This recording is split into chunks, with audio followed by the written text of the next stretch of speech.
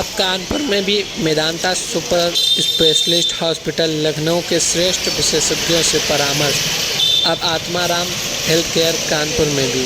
आपको बताते चले, बाल हृदय रोग ओपीडी की शुरुआत आत्माराम हेल्थ केयर में हो चुकी है। सर, प्रथम तो चैनल को अपना परिचय दे दीजिए। नमस्कार, मेरा नाम डॉक्टर महेंद्र नरवाले है और मैं बच्चों के हार्ट का सर्जन हूँ जी। इसके पहले मैं 14 साल का मुझे बच्चों के हार्ट का एक्सपीरियंस है और मैंने अपनी training Sanjay Gandhi graduate institute से करी। मैंने काफ़ी साल बाहर भी बिताए। 2 साल मैं ऑस्ट्रेलिया में था, बच्चों के हार्ट का सर्जन था, और उसके बाद मैंने नारायण हृदयालय, बैंगलोर और मैक्सा के लिए काम किया। अभी 2 साल से मैं अंडर हॉस्पिटल यूके में था, लिवरपूल में, परंतु पारिवारिक कारणों से मैं वापस आया। तो मैं यहाँ उत्तर प्रदेश में लखनऊ से मेरा शुरू से ही नाता रहा है, क्योंकि मैंने यहाँ पे अपना प्रोजेक्ट फिट किया है। तो हम लोगों ने मेदांता हॉस्पिटल में यूपी का पहला बच्चों के हार्ट का सर्जरी का विश्व स्तरीय एक सेंटर शुरू किया है पिछले 3 महीनों से। कि उत्तर प्रदेश में लगभग 40,000 मरीज हैं जो 1 साल में पैदा होते हैं बच्चों के, जिनमें जन्मजात हृदय का रोग होता है।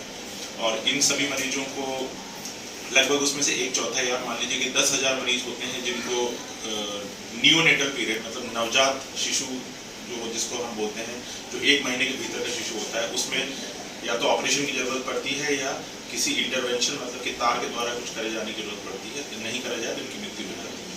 तो हम लोगों ने ये उत्तर प्रदेश का पहला एक सेंटर शुरू किया है जब बच्चों के हृदय के स्पेशलिस्ट अभी एक साथ इकट्ठे आके, जैसे मैं हूँ, मेरा नाम डॉक्टर महेंद्र, जैसे मैंने आपको बताया, हमारे साथ जो है 4 सर्जनों की टीम है। हमारे पास पीडियाट्रिक कार्डियोलॉजिस्ट, PICU के 5 डॉक्टरों की टीम जो बच्चों के ऑपरेशन के बाद उनकी देखभाल करती है, NICU की 4-5 डॉक्टरों की टीम जो नवजात बच्चों की देखभाल करती है, कार्डियक एनेस्थेटिस्ट जो 5 हैं जो 24 घंटे ड्यूटी पे होते हैं, परफ्यूशनिस्ट जो कि बच्चों के हार्ट का जो हार्ट लंग मशीन है वो चलाते हैं, इक्मो का सपोर्ट जो कि बच्चों के जो जानलेवा स्थिति बन जाती है कई बार हृदय की बीमारी से या फेफड़ों की बीमारी से, वो भी हम यूपी में पहली बार बच्चों के लिए वो सेवाएं हैं जो कि कहीं भी नहीं हुआ करती थी। और बच्चे सब परेशान होकर हज़ारों किलोमीटर दूर इलाज करवाने अपना या तो कोई चैरिटेबल संस्थान या वहाँ घूम रहे होते, पर अब क्योंकि हम लोग आ गए हैं यहाँ पे, तो होपफुली काफ़ी बच्चों की हम लोग मदद कर पाएंगे। आज सर कौन से हॉस्पिटल में आने हुआ और कहाँ पे ये सेवाएं चालू होंगी? ये हम महीने के हर चौथे शुक्रवार को यहाँ आत्माराम अस्पताल, जो कि कानपुर के बहुत प्रोमिनेंट हॉस्पिटल में से, पुराने हॉस्पिटल्स में से एक है, वहाँ पे हम लोग बच्चों के हार्ट वाली जो प्रॉब्लम है उसके मरीज़ देखेंगे। और कई मरीजों का तो हम यहीं पे कानपुर में ही, जिनको, क्योंकि हर मरीज को ऑपरेशन की ज़रूरत नहीं होती, पर उनको डायग्नोसिस और स्पेशलिस्ट नहीं होने की वजह से उनको सेवाएं नहीं मिल पाती, तो उनको हम यहाँ देख लेंगे। क्योंकि इन लोगों की ज़रूरत अगर और इन्वेस्टिगेशन या ऑपरेशन की ज़रूरत होगी तो हम लोगों को फिर आगे निकलता अस्पताल। सर, इधर अधिकतर देखा गया है छोटे बच्चों से लेके युवा तक पीढ़ी है, उनको हार्ट अटैक की बीमारियाँ बढ़ती जा रही हैं। क्या कारण है मुख्य? देखिए, छोटे बच्चों में अगर हम 18 साल से कम उम्र में बातें करें, जो मरीजों को बीमारियाँ हो रही हैं, वो एक तरह से देखा जाए तो जन्मजात बीमारियाँ ही हैं। और इसमें माता पिता का भी कोई दोष नहीं होता है, ना बच्चे का दोष होता है। जब दिल का विकास माँ के पेट में हो रहा होता है, दिल में जो 4 चैम्बर होते हैं और जो नलियाँ होती हैं, उनके गलत जुड़ जाने की वजह से, या कोई चैम्बर जो कि लाल खून और नीला खून के बीच में जो दीवार होती है, वो अगर उसमें कोई छेद है या नलियाँ गलत जुड़ी हैं, तो उस वजह से बच्चा या तो नीला पड़ जाता है जब पैदा होता है, या उसकी सांस बहुत ज़्यादा तेज चलती है। तो इसको आप वैज्ञानिक कारण तो इसका भी नहीं ढूंढ पाए हैं। हम लोग उसका निदान जरूर, पहले ये सब बच्चों की मृत्यु हो जाया करती थी, पर विज्ञान जो है अब आगे बढ़ चुका है, इस स्तर पर आ चुका है कि इस तरह के कई मरीज जो बहुत ही बीमार हैं, इवन जो बहुत छोटे भी हैं, समय से पहले भी जन्मे, उनमें से कई मरीज अगर टाइम पे उनका इलाज हो जाता है, अगर उनका डायग्नोसिस बन पाता है उनको, तो वो बचा लिए जा सकते हैं सर। परंतु जहाँ तक बड़े के आपने बताया जैसे, तो उनमें तो आप जैसे जानते हैं कि बहुत सारे कारण हैं।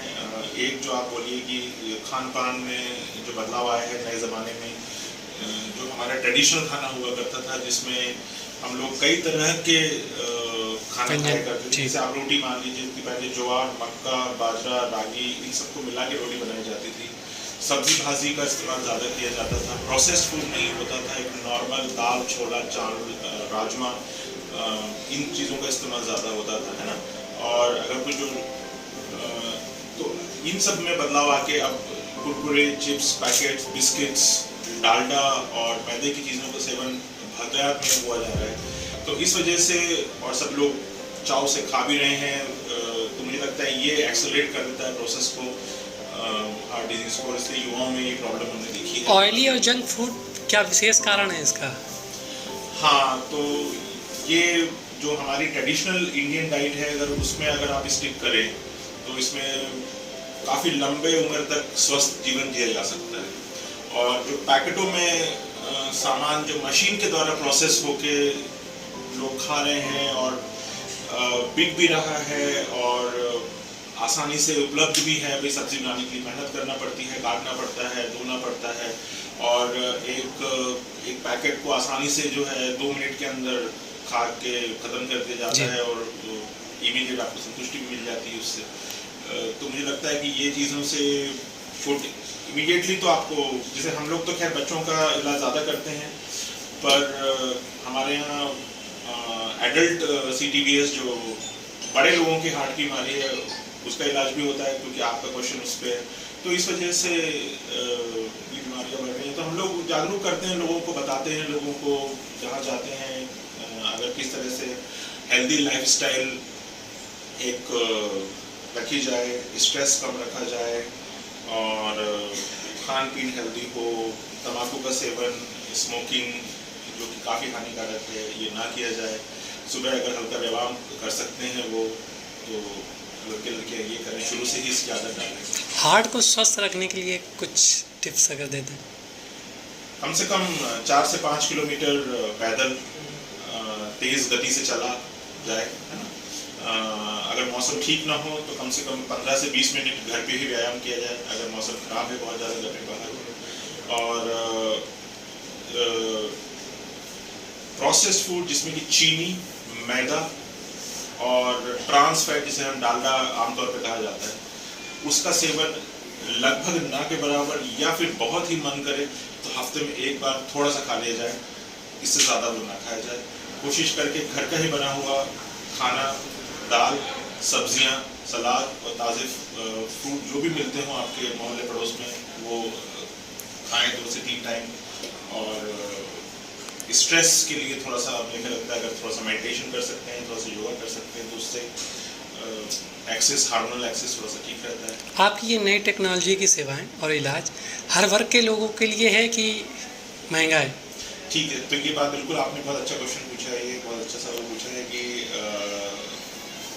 भारत देश में सभी समाज के लोग रहते हैं, हर तबके के लोग रहते हैं। और ये बात अच्छी है कि कुछ सरकारी योजनाएं ऐसी आई हैं ऑफ लेट, जिसमें से कि हम सभी बच्चों का इलाज, लगभग सभी 80 से 90% का इलाज, अगर उनके पास उनकी आर्थिक स्थिति कमज़ोर भी है तो उनको या तो आयुष्मान भारत के सहयोग से या फिर चीफ मिनिस्टर के फंड से सहयोग से हम उनका इलाज कर पाते हैं। उनकी काफ़ी जटिल से हमने करे भी हैं पिछली बार। जो माँ बाप बच्चों का इलाज अफोर्ड नहीं कर सकते, जो आगे हमसे बोलते हैं डॉक्टर साहब पैसे तुम्हारे पास नहीं है परंतु अगर आप मदद कर सकते हैं, हम लोग बोलते हैं बिल्कुल आप लाइए। अगर उनके पास कार्ड नहीं होता तो हमको रास्ता बताते हैं कि कार्ड आप ऐसे बनवाइए जाके, आपका ये रास्ता है। अगर वो कार्ड के लिए एलिजिबल नहीं होते या किसी कारण से नहीं बना सकते तो हम उनको फॉर्म भर के चीफ मिनिस्टर का देते हैं, उनके भी रास्ता बताते हैं। 4 हफ्ते में पैसा आ जाता है। जैसे ही पैसा आता है उनके पास मैसेज आता है, हॉस्पिटल के पास मैसेज आता है, उनको फ़ोन आ जाता है कि भाई आप आ जाइए, आपका पैसा आ गया है, आप इस डेट को आप आ जाए, हम अवेलेबल हैं। वो एक दिन पहले आके भर्ती हो जाते हैं, अगले दिन की उनकी जाँचें वगैरह होके उनको ऑपरेशन कर दिया जाता है। और करीब आप समझ लीजिए कि 7 से 10 दिन के भीतर उनकी छुट्टी हो जाती है, फिर उनका फॉलो। तो काफ़ी लोगों को इससे फ़ायदा पहुँच रहा है।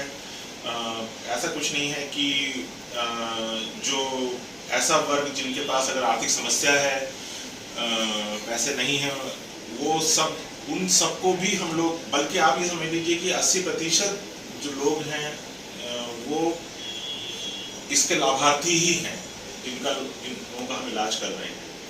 तो हम लोगों की ये अपील होती है कि भाई समाज के सभी लोग, सभी वर्गों का इलाज, सभी आर्थिक तबके का इलाज यहाँ किया जा रहा है।